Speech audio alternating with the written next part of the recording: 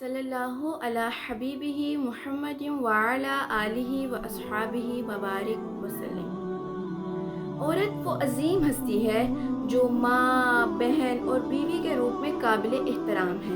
اگر ہم سیرت پر بات کریں تو نبی کریم صلی اللہ علیہ وآلہ وسلم جب اس دنیا میں تشریف لائے تو عورتوں کے لیے رحمت کا باعث بنے۔ زندہ درگور کی جانے والی بیٹی رحمت کہلائی اور جنت میں جانے کا ذریعہ بنی۔ بیوی شوہر کا لباس بنی اور ماں ایسا پیکر جو آئینہ شفاف اور سراپائے صفات ہے۔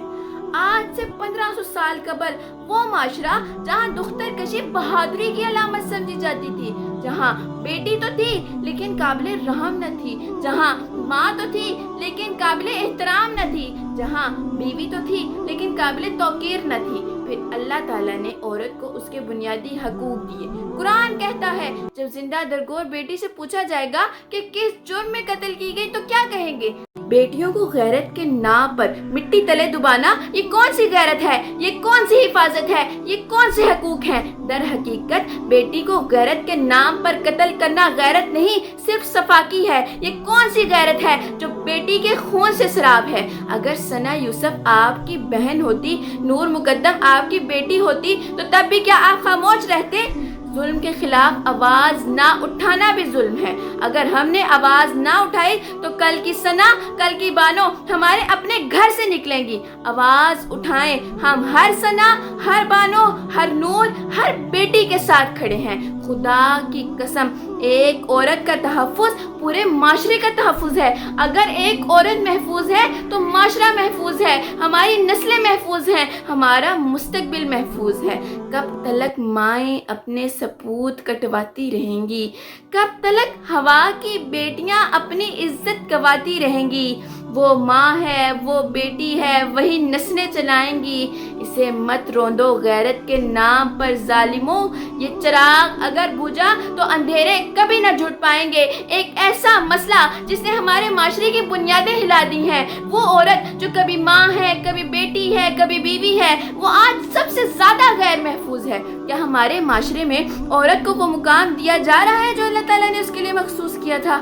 افسوس، صد افسوس کہ ایسا ہرگز نہیں ہے۔ ذرا حقیقت کے آئینے میں جھانکیے۔ بیٹی کی پیدائش پر ماں کے لیے طلاق کے تحفے، معصوم کے خون کے ساتھ ہولی، اور بیوی کا مقام شوہر کے قدموں میں، یہ ہے ہمارے معاشرے میں عورت کا مقام۔ تو میری پیاری بہنوں، ہمیں بھی اپنے کردار پر، اپنے معاملات پر توجہ کرنے کی ضرورت ہے۔ میرا تحفظ حجاب میں ہے۔ حجاب میری ترقی میں رکاوٹ نہیں بلکہ میری کامیابی کی ضمانت ہے۔ اللہ تعالیٰ قرآن پاک میں فرماتا ہے، اے حبیب کہہ دو اپنی بیویوں سے، بیٹیوں سے اور مومن عورتوں سے کہ اپنی چادر کا ایک حصہ اپنے منہ پہ ڈال لیں تاکہ پہچانی نہ جا سکے اور انہیں تکلیف نہ دی جائے۔ کیا عورت کے تحفظ کے سب سے بڑا ثبوت یہ آیت نہیں ہے؟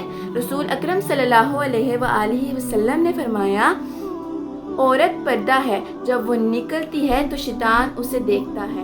جس ذات نے عورت کو ماں، بہن اور بیٹی جیسے عظیم رشتوں میں عزت دی ہے، وہی ذات عورت کو یہ بھی سکھاتی ہے کہ اس کا تحفظ کس طرح ممکن ہے۔ اب ذرا ماضی کی طرف دیکھیے، کیا حضرت ختیجہ جو ایک کامیاب تاجرہ تھی پردے میں نہیں تھی؟ کیا حضرت عائشہ جو ایک بہترین عالمہ اور محدثہ تھی، کیا وہ پردے میں نہیں تھی؟ کیا حضرت فاطمہ الزہرا اپنی حیا و عفت کی وجہ سے جنت کی عورتوں کی سردار نہیں قرار پائی تھی؟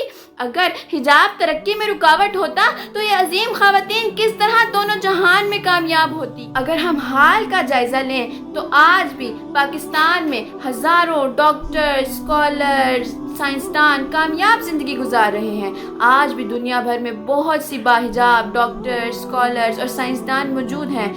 تو میں آپ سے پوچھتی ہوں، کیا حجاب ان کی ترقی میں رکاوٹ بنا؟ کیا ان کے دماغ اور قابلیت کو چادر نے روک لیا؟ ہرگز نہیں۔ اگر عورت اپنی عظمت کی حفاظت کرنا جانتی ہو تو وہ نسلوں کی مہمار ہے، قوم کی تقدیر بدل سکتی ہے۔